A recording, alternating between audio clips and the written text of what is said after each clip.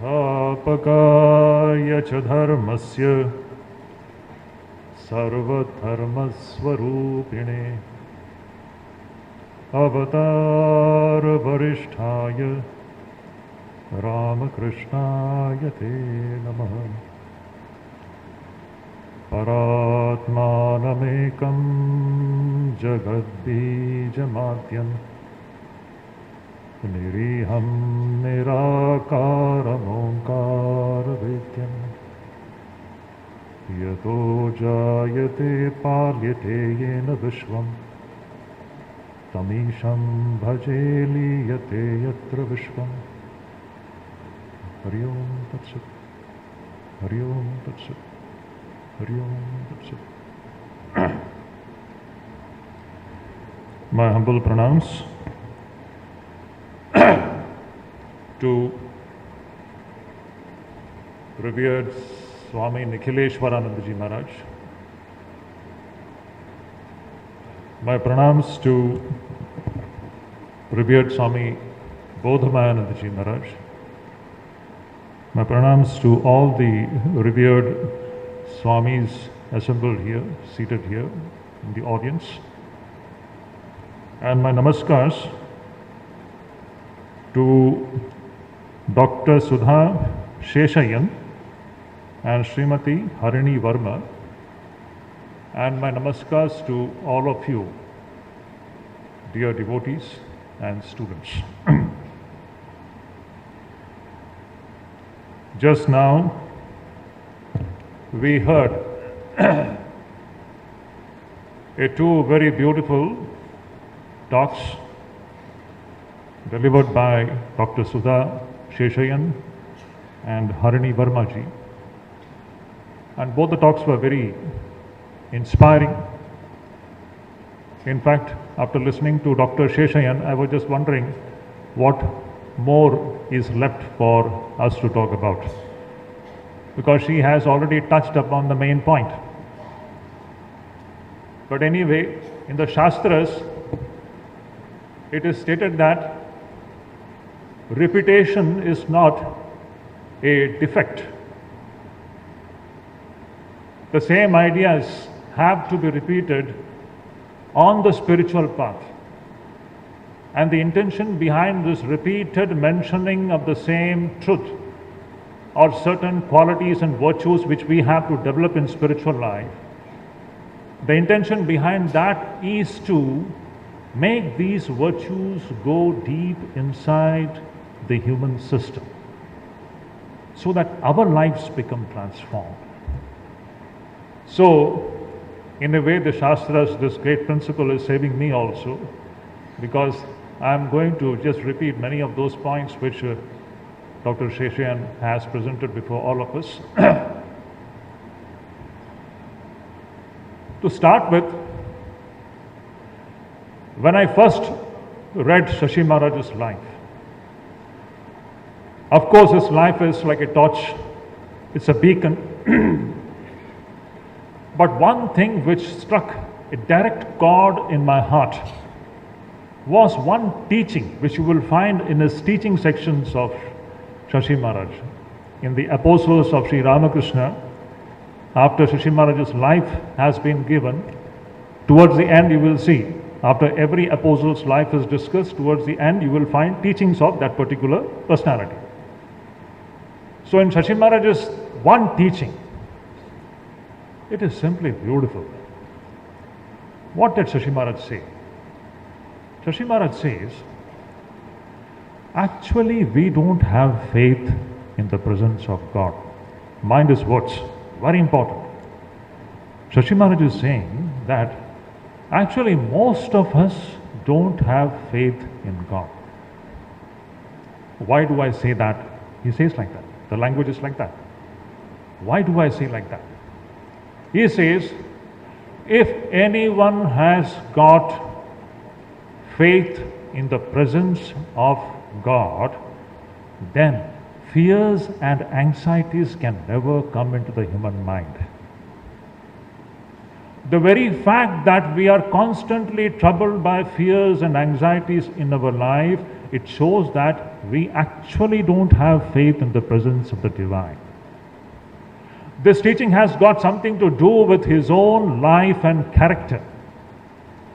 Most of us, we may be thinking that we are bhaktas, we are devotees, and what do we mean by becoming devotees?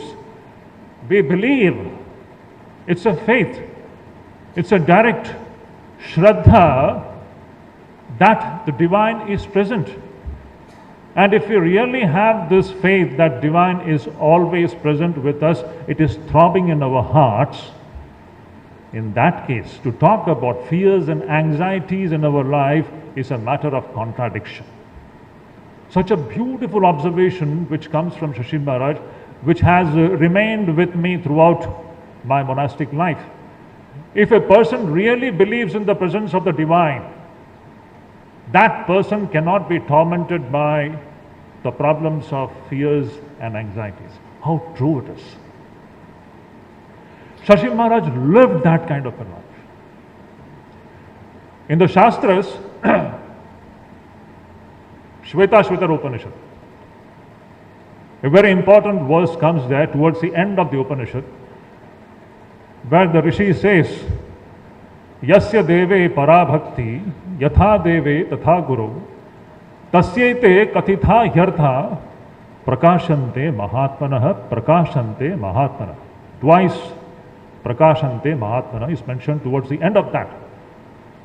It only indicates the certitude that only that person's, or in the life of that person, the illumination, the experience of the Atman can become possible, who has got parabhakti for Ishvara and the same kind of parabhakti for one's own Guru.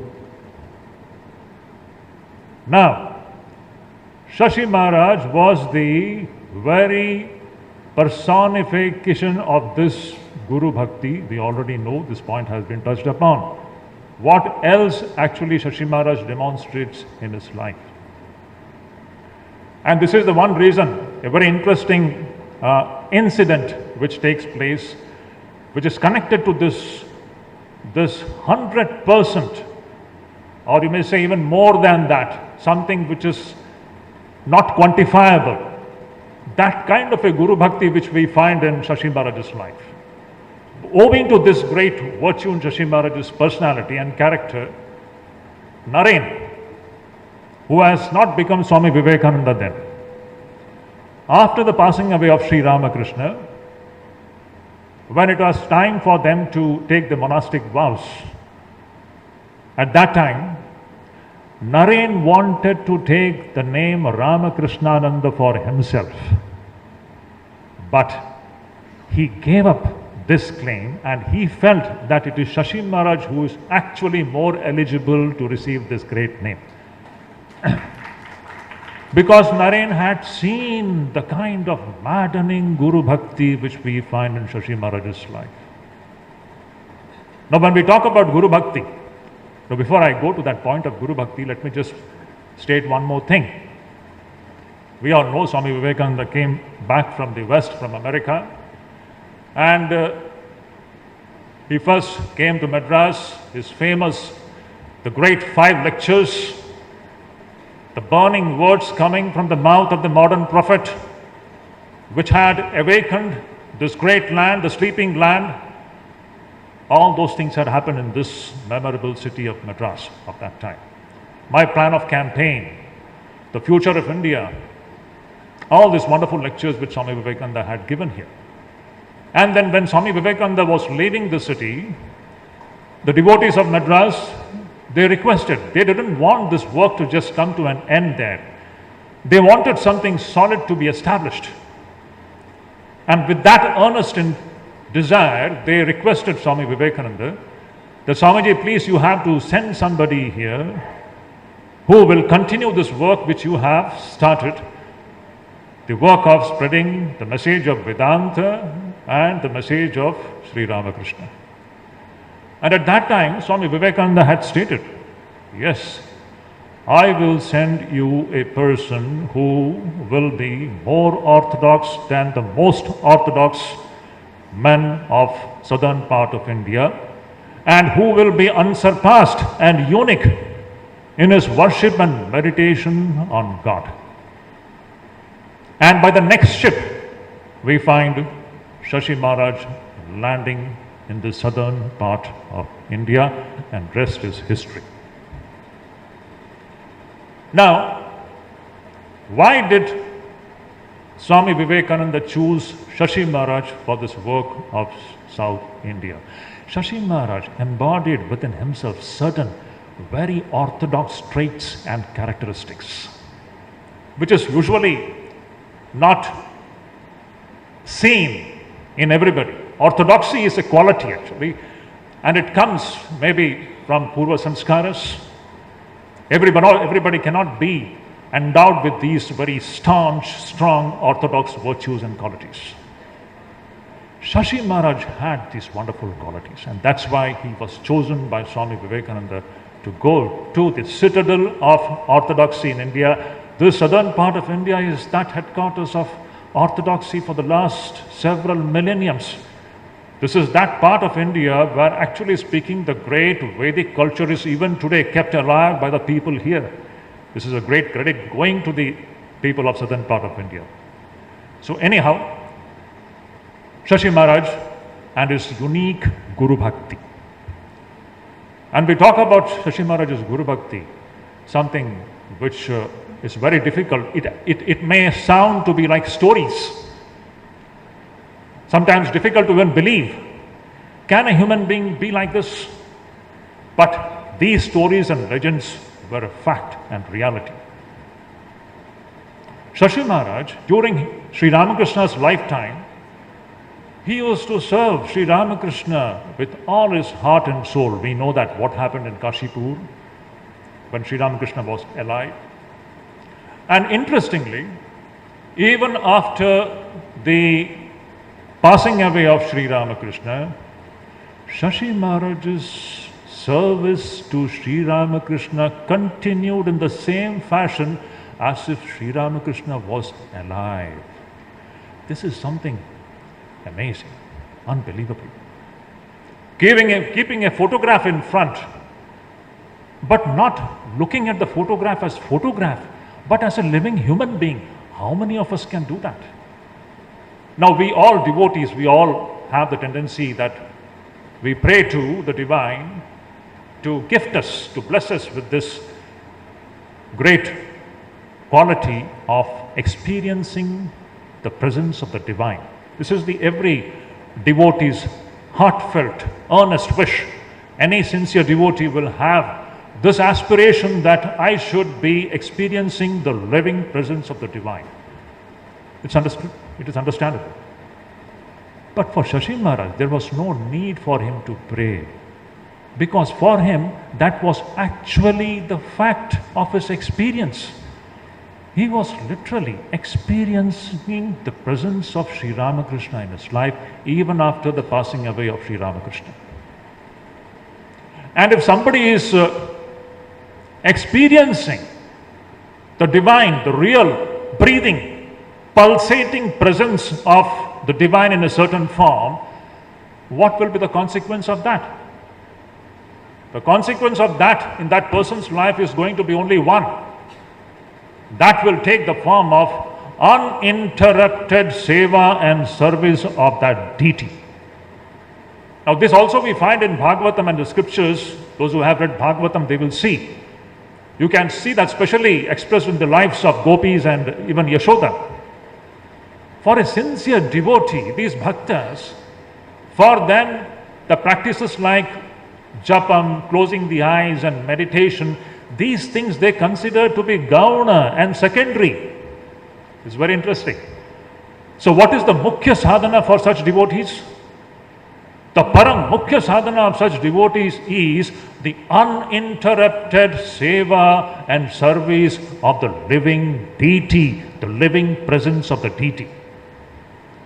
This we can see in the lives of gopis and Yashoda. They would not tolerate any interruption in their service to the living deity. Now this, what we find in the Shastras, Shashi Maharaj was the living embodiment of these great qualities which we find in the Bhaktas. He would, just like, what would a mother do when she is making hot rotis, and if she has to serve her child, she would be preparing hot rotis and straight hot from the pan, she would be serving hot rotis to the child. Is it not? Simple fact. Shashi Maharaj would do the same thing with the portrait of Sri Ramakrishna. Sri Ramakrishna's photograph is there, and if something hot has to be served to this portrait, or I may say the living presence of Sri Ramakrishna, Shashi Maharaj would keep the stove burning, and one by one he would pick that particular commodity and serve the living presence of Sri Ramakrishna. This was the palpable presence of Sri Ramakrishna which Shashi Maharaj used to experience in his life. In the midnight, he would get up and start fanning Sri Ramakrishna with the feeling that Sri Ramakrishna's sleep should not be disturbed. Just like we would do to our grandfathers and fathers, those who are elderly. Suppose if there is no fan, no AC, nowadays all the facilities are there. Suppose in the olden days, these things were not there. So we would, anybody who is dedicated to one's parents would get up and fan. Similarly, Shashi Maharaj would get up, and this fanning would continue for hours together. And most interestingly, the onlookers, those who see all these things from the behind the scene, for most of them, it would seem like an aberration. They would find it very difficult to believe that this is something seriously wrong with Shashi Maharaj. But when they would talk to Shashi Maharaj, when they would ask Shashi Maharaj about what he is doing, the words which Shashi Maharaj would speak, the ringing sincerity of his words would completely transform the questioner's mind. And they also would begin to feel the living presence of Sri Ramakrishna. This was Shashi Maharaj's life, which was demonstrating something which we all aspire for. It is very interesting. What we are aspiring for, every bhakta, every sadhaka, for Shashi Maharaj, that was a living, pulsating, throbbing reality. What a wonderful thing it is. Now, if this was Shashi Maharaj's devotion to Sri Ramakrishna, his Gurudev, he had that same kind of love for his brother disciples. He was actually a love personified, I should say. His love for his Gurudev gets translated or transformed into his love for his brother disciples. Now, because whatever his Gurudev liked, all those things become extremely dear to him. Now, these brother disciples, the monastic disciples of Sri Ramakrishna, they were extremely dear. They were all antaranga of Sri Ramakrishna. And therefore, Shashi Maharaj had deep love for them also. Now, this was demonstrated in, I should say, in Baranagar Math, the first Math of the Ramakrishna Math, which was started in 1886. There we all know what happened. It's a wonderful chapter in the history of Ramakrishna Math and Ramakrishna Mission. Those years of Baranagar Math is simply something which everybody would be simply fascinated and thrilled to read, and which would appear to be like a story today. Because today we are living in so much of opulence. That was a time when there was hardly anything in the Math even to eat. At that time, Shashi Maharaj would become the mother of Math. He would allow all other brother disciples to do sadhana. It is said that these brother disciples, they would get up 3 o'clock in the morning. And from 3 in the morning, they would sit for meditation. Sometimes the meditation would continue till 4 o'clock, 5 o'clock in the evening. Just imagine, that was the spirit and passion. At that time, it was Shashi Maharaj who would say, you meditate, you do tapasya, you study scriptures, don't disturb your sadhana, I will look after the Math. And he would go to any extent to ensure that all the basic needs of the Math are taken care of. And Shashi Maharaj would literally go and beg for those commodities and ensure that his brother disciples, who had given up everything for the sake of this Guru Maharaj, they are not troubled in any way. He would literally drag them from meditation and feed them. That was the kind of spirit which Shashi Maharaj served the monastic disciples of Guru Maharaj, and that also was the expression of his one-pointed, unflagging Guru Bhakti. Amazing thing which we find in his life. Now, if this was the kind of Guru Bhakti getting translated or transformed into his love for his monastic disciples of Sri Ramakrishna, the same love then gets transformed into the love for the entire human race and humanity. It is love, love, love, throughout it's love. The love for the Supreme Divine getting transformed into the love for every living creature. And this gets demonstrated in his life, which he led in this great city of Madras. We know what he did here. This starting of this mutt, the students' home, all the educational activities. In fact, if I am not wrong, if I am remembering correctly, if I am wrong, somebody can correct me. I think this educational activity was actually initiated by Shashi Maharaj himself. Something like in Coimbatore, he came across a few orphaned children. Their parents had passed away owing to an attack of plague, and moved by the sufferings of these orphaned children, he took those children and the educational activity was started. And today this Coimbatore is one of the biggest educational, not one of the, it is the biggest educational institution of Ramakrishna Math and Ramakrishna Mission. So the person who started this great work, the main point is his intense love, which moved him to take this great initiative, and that is what we find in this activity which happened in Madras and whole of the southern India. All the centers which came about, most of the centers were started by Shashi Maharaj. We all know this. Now, Shashi Maharaj's one more important point. This is directly connected to me also. I don't want to drag this talk much more because it is the core crux is that maddening love of Shashi Maharaj for his Guru, which was a living presence for him, which we have to try to feel. Now, Shashi Maharaj was not a big orator as such, but he was a great scholar of scriptures, very well grounded in our Shastras. He would converse in Sanskrit with the Sanskrit scholars of Madras city of his time. Just imagine. He didn't know Tamil. So what is the language in which he can converse? English, of course. And he would converse with these Sanskrit scholars in Sanskrit language. And most interestingly, now what happened, let me just connect this particular point with my own self, what happened.